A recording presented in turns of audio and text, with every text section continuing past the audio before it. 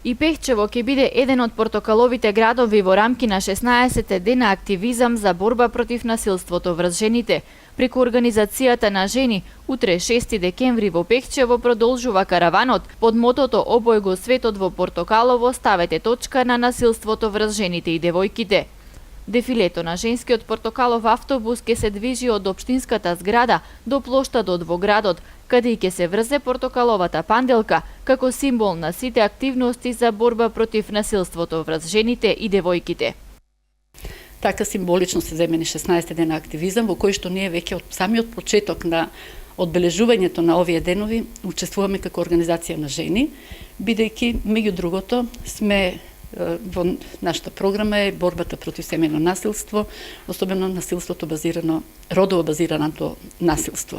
Ова година се приклучуваме на одбележувањето на овие 16 дена активизам со Зонта клуб од Скопје, каде што мотото е да го обоиме портокалово животот, градчето во кое што доаѓаме, за да се подсетиме дека да се бориме против семејното насилство, кое што секаде и од секогаш, можеби од секогаш го имало, меѓутоа сега повеќе се зборува за него и се надеваме дека ќе најдеме начин да се искорени.